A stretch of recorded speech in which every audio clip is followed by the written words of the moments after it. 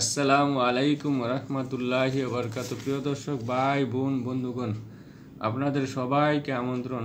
আমি ডাক্তার মোহাম্মদ রফিকুল ইসলাম আপনাদের সাথে আছি। আজকে যে ঔষধটি আলোচনা করছি সেটা হলো লাইকোপোডিয়াম। লাইকোপোডিয়াম একটি অ্যান্টিসোরিক ঔষধ। ইহা শিশু ও বৃদ্ধদিগের পীড়ায় অধিক উপকারী।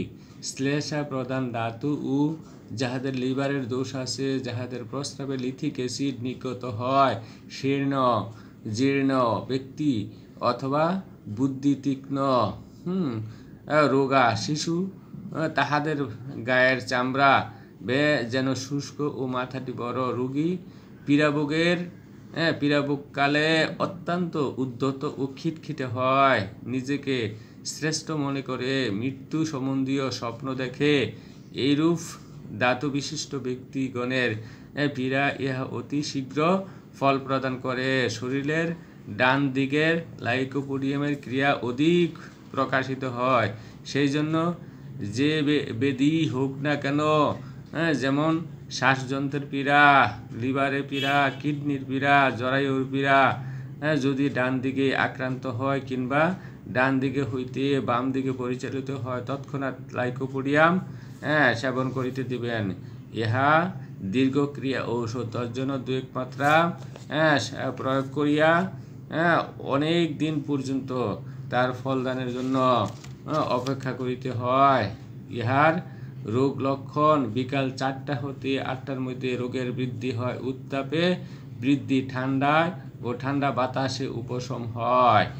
হেলিবুরাসেও ঠিক এই সময় 4টা হতে 8টার মধ্যে সর্দি ও শিরোপীড়া লক্ষণের বৃদ্ধি হয়। কলসিনতে কলিক বেদনার বৃদ্ধি হয়।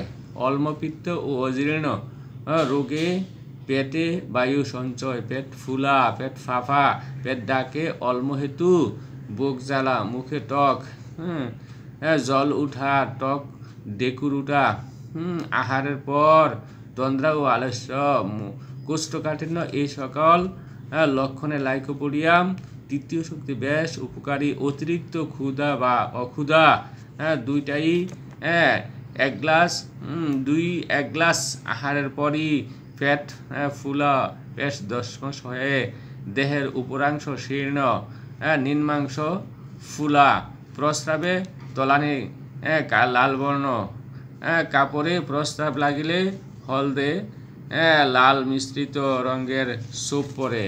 এই ধরনের লক্ষণে লাইকোপোডিয়াম সেবন করলে অত্যন্ত উপকারিত হবেন। আশা করি লক্ষণের সাথে ঔষধের লক্ষণ মিলিয়ে আপনি ঔষধ সেবন করলে উপকৃত হবেন। সঠিক ডায়াগনোসিস, অরিজিনাল ঔষধ রোগ আরোগ্যের সহায়ক।